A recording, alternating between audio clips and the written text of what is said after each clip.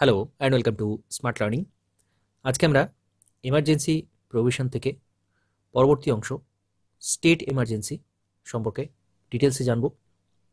এর আগে আমরা ন্যাশনাল এমার্জেন্সির মূল বিষয়টা কি এবং ন্যাশনাল এমার্জেন্সি সম্পর্কে জেনেছি। আজকে আমরা স্টেট এমার্জেন্সি এবং পরবর্তী যে অংশটা রয়েছে সেটা সম্পর্কে জানব। তো প্রেসিডেন্ট রুল বা স্টেট এমার্জেন্সি, প্রথমত গ্রাউন্ড অফ ইম্পোজিশন, কোন কোন গ্রাউন্ডে প্রেসিডেন্ট রুল ইম্পোজ করা যায়, অর্থাৎ কখন এই প্রেসিডেন্ট রুলটা ডাকা হয়। Article 355 imposes a duty on the center to ensure that the government of every state is carried on in accordance with the provision of the constitution. তো আর্টিকেল 355 কি বলছে যে প্রত্যেকটা রাজ্য যাতে কনস্টিটিউশনালি চলে, অর্থাৎ আমাদের সংবিধানে ঠিক যেমন বলা আছে প্রত্যেকটা রাজ্য যেন সেরকমভাবে চলে, সেটা কে দেখবে? সেন্টারের ডিউটি, কেন্দ্রে এটা ডিউটি। তো it is this duty in the performance of which the center takes over the government of a state under article 356 in case of failure of the constitutional machinery in state. তো রাজ্যে 356 impose করা হচ্ছে যখন রাজ্য এই সংবিধান অনুযায়ী চলতে পারছে না, যখন সংবিধান অনুযায়ী চলতে পারছে না। This is popularly known as president rule. তো এটা প্রেসিডেন্ট রুল বলে পরিচিত, যেটাকে আমরা স্টেট এমার্জেন্সি বা কনস্টিটিউশনাল এমার্জেন্সি বলে থাকি। তো এই তিনটে নাম রয়েছে, এটা আমরা আগেও দেখেছি। তো president rule can be proclaimed under article 356 on the ground on mentioned in article 365 itself and another in article 365. তো খুব গুরুত্বপূর্ণ, এটার জায়গা থেকে প্রশ্ন তৈরি হয়। শুধুমাত্র 356তে বলা নেই, আর্টিকেল 365তেও বলা রয়েছে। 356 প্লাস 365 এই দুটোতেই বলা রয়েছে কোন কোন গ্রাউন্ডে এটা ইম্পোজ করা যাবে, অর্থাৎ কখন এইটা ইম্পোজ করা যাবে। তো এক নম্বর কি বলা হচ্ছে, article 356 empowers the president to issue a proclamation if he is satisfied that the situation has arisen in which the government of a state cannot be carried on this accordance with the provision of the constitution. তো article 356 কি বলছে, president যদি মনে করেন, প্রেসিডেন্টের ইচ্ছা অনুসারে, ইচ্ছা অর্থাৎ প্রেসিডেন্ট যখন মনে করছেন যে রাজ্য তার ডিউটিটা পারফর্ম করতে পারছে না সংবিধান অনুযায়ী, তখন তিনি এটা করতে পারেন। অর্থাৎ এটা গভর্নর তাকে কিছু জানাননি। গভর্নরের প্রথমত গভর্নর কখনো কখনো প্রেসিডেন্টকে জানিয়ে থাকেন, গভর্নর প্রেসিডেন্টকে জানিয়ে থাকেন যে স্টেটে ঠিকঠাক চলছে না বা এরকম কিছু। তো এরকম সবসময় হয় না, প্রেসিডেন্ট নিজে থেকেও কিন্তু মনে করলে এটা করতে পারেন। আচ্ছা, নেক্সট দেখবো, article 365 says that whenever a state fails to comply with or give effect or to any direction from the center, it will be lawful for the president to hold and a situation and arise in which the government of the state cannot be carried on the accordance with the provisions of the constitution. এখানে কি বলা হচ্ছে, article 365 বলছে যে centre একটা direction দিল স্টেটকে, রাজ্যকে বলল, সেন্টার একটা স্টেটকে বলল যে তুমি এইভাবে চলো বা এটাই করো, স্টেট সেটা শুনছে না বা স্টেট সেই অনুযায়ী চলছে না, তখন সেন্টার কিন্তু প্রেসিডেন্ট মনে করলে এটা করতে পারেন, অর্থাৎ এমার্জেন্সি তখন আনতে পারেন। সেন্টার যেরকম ডিরেকশন দিচ্ছে, স্টেট সেটা শুনছে না, তখন কিন্তু এই জিনিসটা করা যেতে পারে। তো এটা খুব গুরুত্বপূর্ণ একটা বিষয় যে কেন্দ্রের কথা কিন্তু শুনতে হবে। খুব গুরুত্বপূর্ণ যে সমস্ত জায়গাগুলো হয়, খুব গুরুত্বপূর্ণ যে বিষয়গুলো হয়, সেখানে কিন্তু কেন্দ্রের কথা রাজ্যকে শুনতে হয়। যেখানে সারা দেশের একটা স্বার্থ জড়িয়ে থাকে, সেরকম বিষয়ে কেন্দ্রের কথা শুনে চলতে হয়। সেরকম যদি না হয়, তাহলে আর্টিকেল 365 অনুযায়ী এমার্জেন্সি কিন্তু ডাকা যেতে পারে।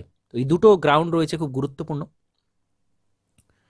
দুটো বারই প্রেসিডেন্ট ডাকছেন, একবার নিজে ডাকছেন মনে করলে, আরেকবার যদি কথা না শোনে স্টেট, তখন সেটা ডাকছেন। তো আমরা ন্যাশনাল এমার্জেন্সির ক্ষেত্রে দেখেছি পার্লামেন্টের অ্যাপ্রুভাল প্রয়োজন হয়। এমার্জেন্সি ডাকলে 1 মাসের মধ্যে পার্লামেন্টকে অ্যাপ্রুভ করতে হয়, দুটো হাউসেই আলাদা করে স্পেশাল মেজরিটিতে অ্যাপ্রুভ হতে হয়। তো এক্ষেত্রে কি হয়, রাজ্যের ক্ষেত্রে যখন স্টেট এমার্জেন্সি হয় তখন কি হয়, A proclamation imposing president rule must be approved by the both houses of parliament within 2 months from the date of its issue. তাহলে এইখানে পার্থক্যগুলো খুব ভালো করে মনে রাখতে হবে, নাহলে কিন্তু একটার ঘাড়ে একটা চলে যাবে, মনে থাকবে না।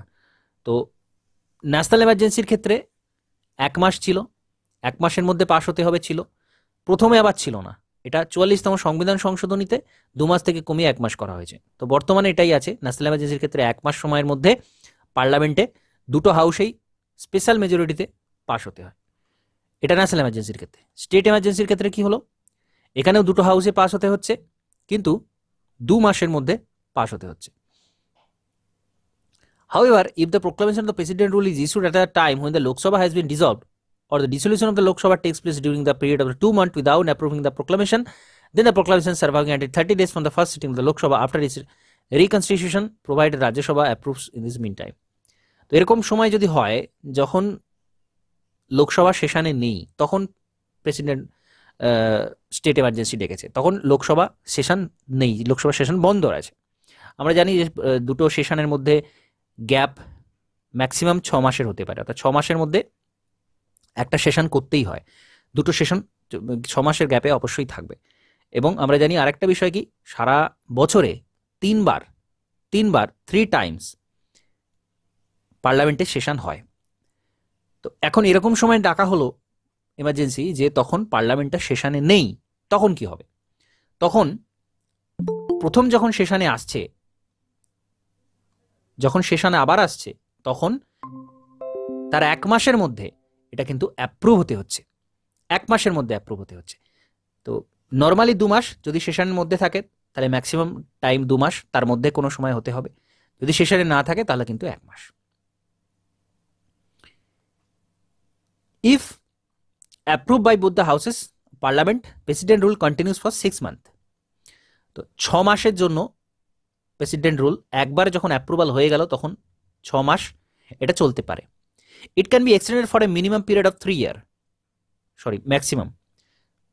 আমরা ন্যাশনাল এমার্জেন্সির ক্ষেত্রে কি দেখেছি, 6 মাস ডিউরেশন, কিন্তু এই ডিউরেশনটা আনলিমিটেড, অর্থাৎ 6 মাস অন্তর অন্তর ডিউরেশনটা কিন্তু আনলিমিটেড সময়ের জন্য ন্যাশনাল এমার্জেন্সি করা যায়, যতদিন না পরিস্থিতি স্বাভাবিক হচ্ছে। কিন্তু রাজ্যের ক্ষেত্রে এই সময়সীমাটা 3 বছর, ম্যাক্সিমাম একটা রাজ্যে 3 বছর এমার্জেন্সি থাকতে পারে। স্টেট এমার্জেন্সি কোনো একটা রাজ্যে ম্যাক্সিমাম 3 বছর থাকতে পারে, তার বেশি কিন্তু থাকতে পারে না। ম্যাক্সিমাম পিরিয়ড হচ্ছে 3 বছর, খুব গুরুত্বপূর্ণ, এই সব জায়গা থেকে প্রশ্ন তৈরি হয়। তো 3 বছর। However, if the dissolution of Lok Sabha takes place during the period of 6 months without approving the further continuation of the president rule, then the proclamation survive until 30 days from the first sitting of the Lok Sabha after its reconstitution. তো 6 মাস হয়ে গেছে, তারপরে আর approve হয়নি, এরকম হলে লোকসভা যখন বসছে, সেই বসা থেকে 1 মাস পর্যন্ত সেটা কন্টিনিউ থাকে, তারপর বন্ধ হয়ে যায়। অ্যাপ্রুভ না করলে তখন কিন্তু বন্ধ হয়ে যাচ্ছে এক্সট্রা টাইম। তো এই বিষয়টা গুরুত্বপূর্ণ। আচ্ছা, every resolution approving the proclamation of the president rule or it continuation can be pass either house only by a simple majority. তো এটাও পার্থক্যটা মনে রাখতে হবে। ন্যাশনাল এমার্জেন্সির ক্ষেত্রে স্পেশাল মেজরিটি লাগতো, অর্থাৎ টোটাল মেম্বার যতজন আছেন তার অর্ধেকের বেশি তো লাগবেই, তার সাথে যেদিন ভোটিং হচ্ছে তার 2/3, 2/3 মানুষ যদি ভোট দেন, যতজন উপস্থিত আছেন সেদিন, এবং সেই সংখ্যাটা যদি মোট সদস্য সংখ্যার অর্ধেকের বেশি হয়, তবেই সেটাকে পাস বলে ধরা হবে। এটা হচ্ছে স্পেশাল মেজরিটি, যেটা ন্যাশনাল এমার্জেন্সির ক্ষেত্রে ছিল। কিন্তু স্টেট এমার্জেন্সির ক্ষেত্রে সিম্পল মেজরিটিতেই পাস হলেই চলে, সিম্পল মেজরিটিতে পাস হলেই চলে স্টেট এমার্জেন্সির ক্ষেত্রে। কারণ এটা ন্যাশনাল এমার্জেন্সির মতো গুরুতর বিষয় নয়, এটা রাজ্যের বিষয়, সেই জন্য এটা করা হয়েছে।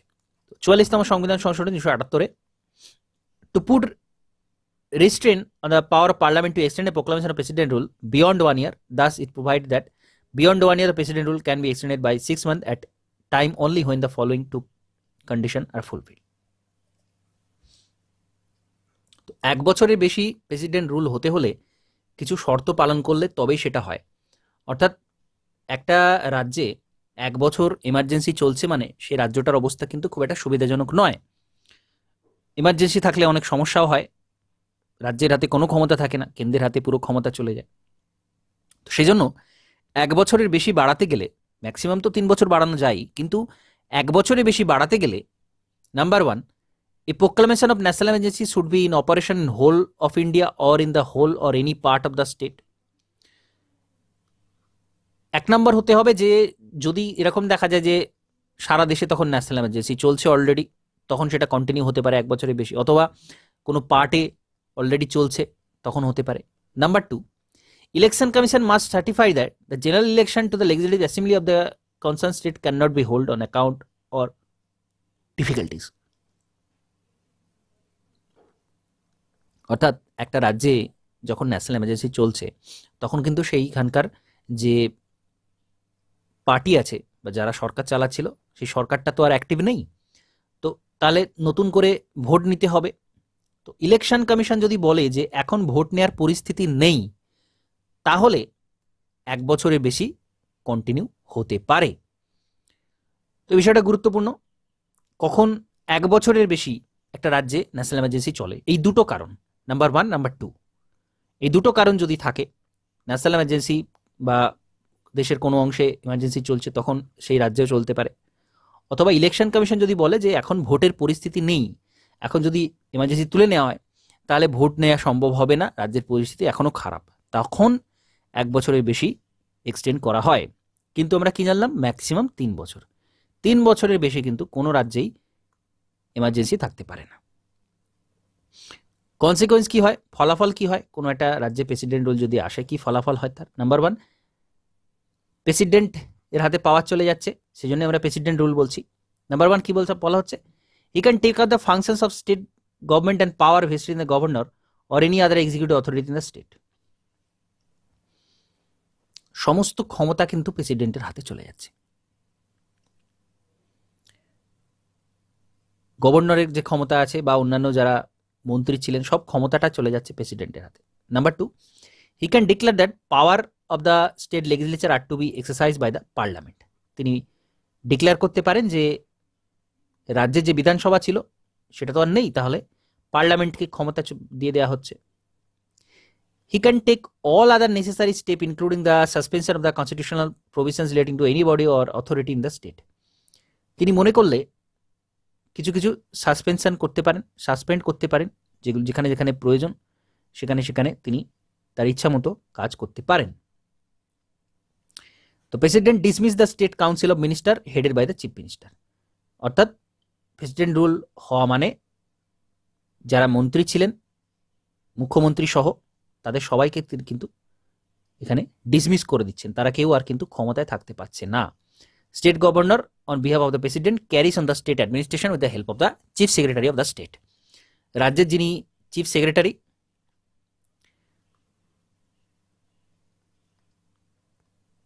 যিনি রাজ্যের চিফ সেক্রেটারি, তাকে দিয়ে ওই রাজ্যের গভর্নর প্রেসিডেন্টের হয়ে রাজ্যটা চালান। This is the reason why the proclamation under article 360 is popularly known as imposition of president rule in the state.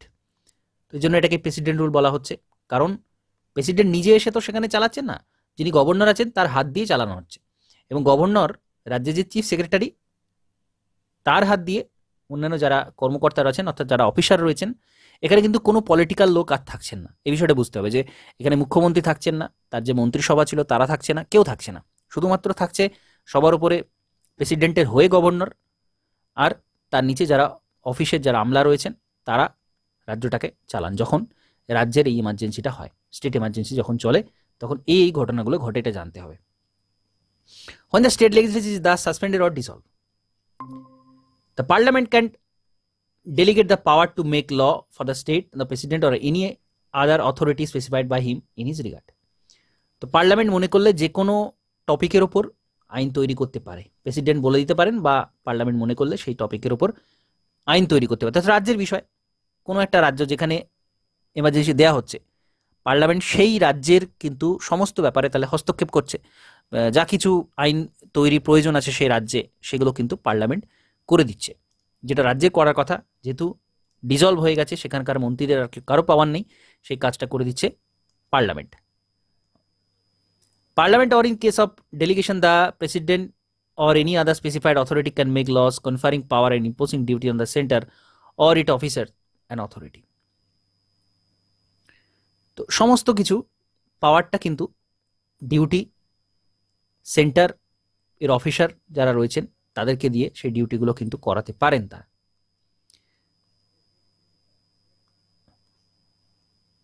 তো এখানে খুব গুরুত্বপূর্ণ একটা পার্থক্য দেয়া রয়েছে ন্যাশনাল এমার্জেন্সি এবং প্রেসিডেন্ট রুল বা স্টেট এমার্জেন্সির যে পার্থক্য, যেটা বারবার খুবই গুরুত্বপূর্ণ আমি বলছি, কারণ দুটো তফাৎটা বুঝতে হবে, কনফিউজ হয়ে যাওয়ার কোনো জায়গা রাখলে চলবে না।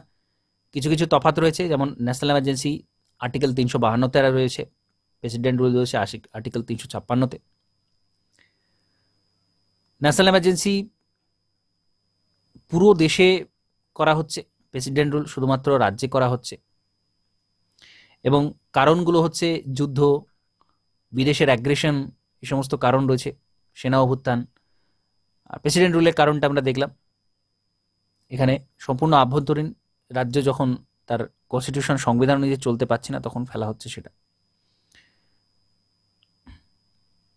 ন্যাশনাল এমার্জেন্সির সময় রাজ্যের যারা কার্যনির্বাহী রয়েছেন তারা তাদের মতো কাজ কিন্তু করতে পারেন, আর যখন স্টেট এমার্জেন্সি হয় তখন কিন্তু রাজ্যের যারা রয়েছেন তারা কাজ করতে পারছেন, অর্থাৎ মন্ত্রিসভা, রাজ্যের যে মন্ত্রী যারা, মুখ্যমন্ত্রী সহ তারা কাজ করতে পারছেন না। ন্যাশনাল এমার্জেন্সির সময় কিন্তু সেরকম নয়, প্রত্যেকটা রাজ্যে যারা রয়েছেন তারাই থেকে যান, সেই মুখ্যমন্ত্রী কিন্তু থাকেন, সেই সরকারই থাকে। তারপর ন্যাশনাল এমার্জেন্সির ক্ষেত্রে কি হয়, parliament can make law on the subject in the state list only by itself, that it can not delegate the same to any other body or authority. তো যখন ন্যাশনাল এমার্জেন্সি হয় তখন কিন্তু রাজ্যের স্টেট লিস্টেরও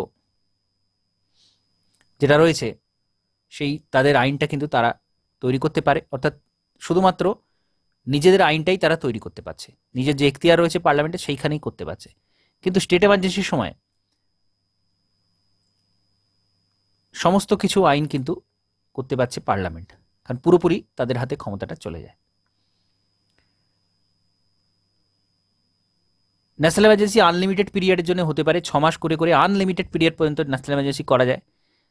রাজ্য স্টেট এমার্জেন্সি কিন্তু maximum 3 বছরে করা যায়, তার বেশি করা যায় না।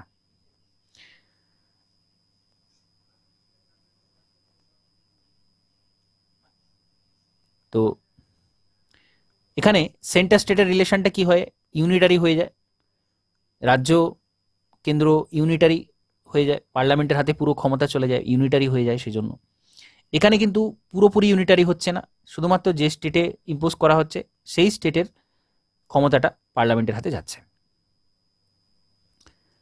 পার্লামেন্টের ক্ষেত্রে স্পেশাল মেজরিটিতে পাশ হতে হয়, আমরা আগেই দেখেছি, স্পেশাল মেজরিটিতে পাশ হলে তবে সেটা অ্যাপ্রুভ হলো, আর রাজ্যের যখন এমার্জেন্সি তখন শুধুমাত্র সিম্পল মেজরিটিতে পাশ হলেই চলে।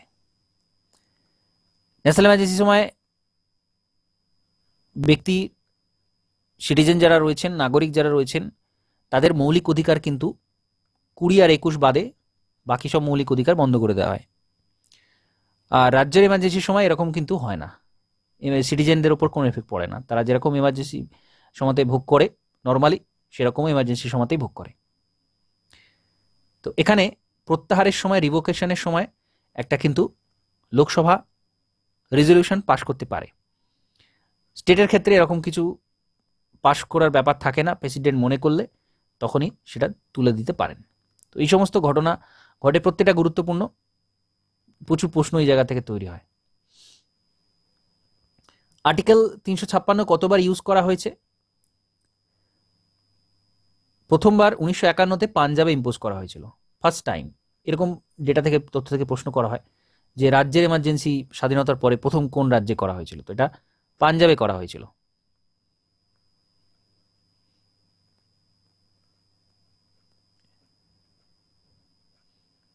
এরপর আমরা চলে যাব ফাইন্যান্সিয়াল এমার্জেন্সিতে। স্টেট এমার্জেন্সি গুরুত্বপূর্ণ বিষয় এবং পার্থক্যটা আমরা দেখলাম, এরপর চলে যাব ফাইন্যান্সিয়াল এমার্জেন্সিতে। কখন এটা ইম্পোজ করা হয়? Article 360 empowers the president to proclaim a financial emergency if he is satisfied that a situation has arisen due to his the financial stability or credit of India or any part of its territory is threatened. তো যখন article 360 যখন impose করা, অর্থাৎ financial emergency, সারা দেশের এমন একটা অবস্থা এসেছে যেখানে আর্থিক স্থিতিশীলতা নেই, অর্থের ঘাটতি দেখা যাচ্ছে, এরকম সময়তে 38তম সংবিধান সংশোধনী 1975 কি বলা হচ্ছে? Made the satisfaction of the president in declaring A financial emergency final and conclusive and not questionable in any court of any ground, but this provision was subsequently deleted in the 44th Amendment Act of 1978, imposing that the satisfaction of the president is not beyond judicial review. তো 44তম সংবিধান সংশোধনী 1978 আসছে তারপরে।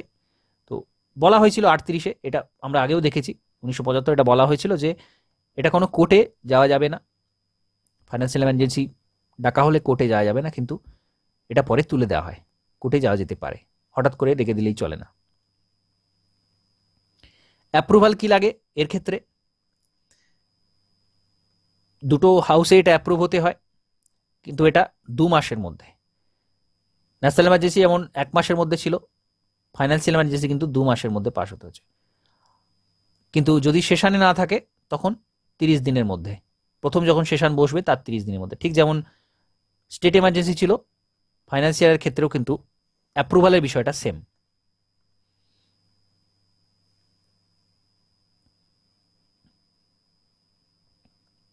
এখানে কিছু there is no maximum period prescribe for this operation. Financial emergency কতদিন থাকবে তার কোনো ম্যাক্সিমাম পিরিয়ড বলা নেই, কারণ এটা খুব ক্রিটিক্যাল একটা বিষয়। একটা দেশের আর্থিক স্থিতিশীলতা নষ্ট হয়ে গেছে, আর্থিক অবস্থা ভালো নয়, তো সেটা যতদিন না ফিরে আসছে ভালো অবস্থা ততদিন কিন্তু এটা ইম্পোজ করা যেতে পারে। নাম্বার 2 কি বলা হচ্ছে? Repeated parliamentary approval is not required for is continuation. তো এরকম নয় যে 6 মাস অন্তর অন্তর এটাকে আবার রিনিউ করতে হবে। এটা আনলিমিটেড পিরিয়ডের জন্য চলবে যতদিন না সিচুয়েশন স্বাভাবিক আসছে। তো ফাইন্যান্সিয়াল এমার্জেন্সির ক্ষেত্রে এই বিষয়টা অত্যন্ত গুরুত্বপূর্ণ। আমরা দেখলাম ন্যাশনাল এমার্জেন্সির ক্ষেত্রে 6 মাস অন্তর অন্তর অ্যাপ্রুভাল লাগে, স্টেট এমার্জেন্সির ক্ষেত্রেও 6 মাস অন্তর অন্তর অ্যাপ্রুভাল লাগে। ফাইন্যান্সিয়াল এমার্জেন্সির ক্ষেত্রে কিন্তু কোনো 6 মাস অন্তর অ্যাপ্রুভাল লাগছে না। একবার ইম্পোজ করা হলে যতদিন না পর্যন্ত পরিস্থিতি স্বাভাবিক হচ্ছে, আর্থিক স্থিতিশীলতা ফিরে আসছে, ততদিন পর্যন্ত কিন্তু এটা চলতে থাকবে এবং এটা সিম্পল মেজরিটিতে পাস হলেই চলে। ফাইন্যান্সিয়াল এমার্জেন্সি সিম্পল মেজরিটিতে পাস হতে হয়। খুব গুরুত্বপূর্ণ, একটার সাথে একটা গন্ডগোল করলে চলবে না। ন্যাশনাল এমার্জেন্সি সেখানে স্পেশাল মেজরিটি লাগে, স্টেট এমার্জেন্সি সিম্পল মেজরিটি, এবং ফাইন্যান্সিয়াল এমার্জেন্সিটাও কিন্তু সিম্পল মেজরিটিতে চলে। A proclamation of financial emergency may be revoked by the president at any time by the subsequent proclamation. যে কোনো সময় প্রেসিডেন্ট মনে করলে ফাইন্যান্সিয়াল এমার্জেন্সি তুলে নিতে পারেন। Such a proclamation does not require the parliamentary approval. তো এরকম পার্লামেন্টারি কোনো অ্যাপ্রুভাল প্রয়োজন হয় না। যখন তুলে নেওয়া হচ্ছে প্রেসিডেন্ট মনে করলে যে কোনো সময় বলে এটা তুলে দেওয়া যেতে পারে। ইফেক্ট কি হয় একটু জেনে রাখতে হবে। যখন ফাইন্যান্সিয়াল এমার্জেন্সি ডাকা হলো, আচ্ছা এটা আমাদের বুঝতে হবে যে ফাইন্যান্সিয়াল এমার্জেন্সি এখনো পর্যন্ত কিন্তু ভারতে কখনো ডাকা হয়নি, কিন্তু যদি ডাকা হয় তখন কি কি ঘটবে সেটা বলা রয়েছে। Number 1, the executive authority of the center extend to directing any state to observe such counts of financial property as specified by B to direction as the president may deem necessary and adequate for the purpose. তো centre মনে করলে রাজ্যের যে সমস্ত কর্মকাণ্ড রয়েছে সেখানে direction দিতে পারে, আর্থিক বিষয়ে বিভিন্ন উপদেশ দিতে পারে রাজ্যকে, বা প্রেসিডেন্ট মনে করলে ডিরেকশন তিনি নিজে দিতে পারেন রাজ্যকে, কারণ এখানে খরচ যথেষ্ট কমানোর একটা বিষয় রয়েছে। কারণ ফাইন্যান্সিয়াল এমার্জেন্সি মানে আর্থিক ঘাটতি রয়েছে এক বিরাট পরিমাণ, তো সেই জায়গাতে পরামর্শ রাজ্যকে দেওয়া যেতে পারে। Any such direction May include A provision recurring the reduction of salary and allowance of any class of the person serving in the state. তো এরকম সময়তে কিন্তু রাজ্যের যারা কর্মচারী রয়েছে তাদের স্যালারি কিন্তু কমিয়ে দেওয়া যায় এরকম এমার্জেন্সির সময়। Be the reservation of the all money bill or other financial bill for the consideration of the president after they are pass by the legislature of the state. তো রাজ্যে যে সমস্ত ফাইন্যান্সিয়াল বিল পাস হচ্ছে, financial bill আর্থিক বিষয়ক যেসব বিল pass হচ্ছে বা যে মানি বিল রয়েছে যেগুলো, সেই বিলগুলো পাস হয়ে যাওয়ার পর সেটা প্রেসিডেন্টের কাছে অবশ্যই পাঠাতে হয়, কারণ এখানে অর্থের অপচয় যাতে না হয় সে বিষয়টা দেখতে হবে। Number 3, the president may issue direction for the reduction of salary and allowances of the all or any class of persons serving union and the judges of Supreme Court and High Court. খুব গুরুত্বপূর্ণ বিষয়। President একটা order issue করলেন যে সমস্ত central গভর্নমেন্টের কর্মচারীদের, supreme কোর্টের জাজ, হাইকোর্টের জাজ, এদের স্যালারি কমিয়ে দেওয়া যেতে পারে, রিডাকশন করা যেতে পারে। তো ফাইন্যান্সিয়াল এমার্জেন্সির সময় এরকম করা যায়, এটা অন্য কোনো সময় হয় না, শুধুমাত্র ফাইন্যান্সিয়াল এমার্জেন্সির সময়তেই কিন্তু হয়। তো এখানে ক্রিটিসিজম আছে, অনেক কিছু বলা আছে, সব প্রয়োজন নেই। মূলত আমাদের সংবিধানে কি বলা আছে সেটা জানতে হবে, কারণ এখানে ডেসক্রিপটিভ রাইটিংয়ের কোনো ব্যাপার নেই, সেজন্য আমাদের এই বিষয়টা সম্পর্কে জানলেই চলবে। তো এই জিনিসগুলো অত্যন্ত গুরুত্বপূর্ণ, আমাদের তিনটে পাশাপাশি রেখে পার্থক্যটা বুঝতে হবে, তাহলে কিন্তু আমরা পুরো অধ্যায়টা বুঝে ফেলতে পারবো। তিনটে টাইপের emergency, national emergency, state emergency. National হচ্ছে 352 আর্টিকেল, প্রেসিডেন্ট রুল বা স্টেট এমার্জেন্সি 356 আর্টিকেল, আর ফাইন্যান্সিয়াল এমার্জেন্সি আর্টিকেল 360। ন্যাশনাল এমার্জেন্সির ক্ষেত্রে পাস হতে হলে স্পেশাল মেজরিটি লাগছে, দুটো সভাতেই, রাজ্যসভা লোকসভা দু জায়গাতেই স্পেশাল মেজরিটি লাগছে। রাজ্যের ক্ষেত্রে পাস হতে হলে কোনো স্পেশাল মেজরিটি লাগছে না, সিম্পল মেজরিটিতে লোকসভা রাজ্যসভাতে পাস হয়ে যাচ্ছে। ফাইন্যান্সিয়াল এমার্জেন্সির ক্ষেত্রেও রাজ্যের মতোই সিম্পল মেজরিটিতে পাস হচ্ছে, কিন্তু ফাইন্যান্সিয়াল এমার্জেন্সির বিশেষ বৈশিষ্ট্য, এখানে কোনো লিমিটেড টাইম পিরিয়ড নেই, আনলিমিটেড টাইম এটা ইম্পোজ একবার করা হলে রিনিউয়ালের কোনো ব্যাপার নেই, 6 মাস অন্তর, যতদিন ইচ্ছা এটা কিন্তু কন্টিনিউ হতে পারে। স্টেট এমার্জেন্সির ক্ষেত্রে ম্যাক্সিমাম 3 বছর, 6 মাস অন্তর অন্তর রিনিউয়াল করতেই হয়, আর 3 বছর ম্যাক্সিমাম থাকতে পারে। ন্যাশনাল এমার্জেন্সি 6 মাস অন্তর অন্তর রিনিউয়াল করতে হয়, ম্যাক্সিমাম কোনো পিরিয়ড বলা নেই। তো এই কয়টা বৈশিষ্ট্য খুবই গুরুত্বপূর্ণ, প্রত্যেকটা মনে রাখতে হবে। আর এই এমার্জেন্সিগুলো ইম্পোজ হলে তখন কি হয়ে যায়, কি কি বৈশিষ্ট্য, কি কি ছাপ পড়ে সাধারণ মানুষের ওপর এবং পুরো দেশের ব্যবস্থার ওপর, সেইগুলো আমাদের মনে রাখতে হবে। তো খুব গুরুত্বপূর্ণ একটা অধ্যায়, খুবই গুরুত্বপূর্ণ অধ্যায়। এই জায়গা থেকে প্রশ্ন অবশ্যই থাকে। Fundamental rights, directive principle of state policy, fundamental duty, এরকম কিছু চ্যাপ্টার্স রয়েছে, এমার্জেন্সি। তো এরকম চ্যাপ্টার থেকে অবশ্যই প্রশ্ন কিন্তু পলিটি থেকে থাকে, খুব গুরুত্বপূর্ণ অধ্যায়, আমাদের বিষয়টা বুঝতে হবে। তো এখানে কিছু প্রশ্ন করার থাকলে, কিছু জানার থাকলে প্রশ্ন করতে বলবো। অত্যন্ত গুরুত্বপূর্ণ একটা অধ্যায়, পাশাপাশি রেখে কম্পেয়ার করে পড়লে তবে কিন্তু বিষয়টা মনে থাকবে, কারণ বিভিন্ন রকম বিষয় রয়েছে। আর এই যে অ্যামেন্ডমেন্টগুলো হয়েছিল, 44th অ্যামেন্ডমেন্ট, 38 অ্যামেন্ডমেন্ট, এই অ্যামেন্ডমেন্টগুলো একটু মনে রাখতে হবে যে এখানে কিন্তু অনেক পরিবর্তন আনা হয়েছিল, যেটা মূল সংবিধানে ছিল না, এই জায়গাতে কিন্তু অনেক পরিবর্তন আনা হয়েছিল। তো এই হচ্ছে চ্যাপ্টার মূল জিস্ট, এখানে অনেক ডিটেলসে বলা রয়েছে, সেগুলো আমাদের সবকিছু প্রয়োজন নেই, মূল ইনফরমেশনটা আমি বলেছি। কিছু প্রশ্ন করার থাকলে করতে বলবো। ওকে, ঠিক আছে স্যার। হ্যাঁ, আমি রেকর্ডের সেশনটা দিয়ে দেবো, কয়েকবার রিভাইজ করে নিলে তো সেটা আর কোনো প্রবলেম থাকবে না। ঠিক আছে, এখানে কমপ্লিট করছি। নমস্কার, ধন্যবাদ।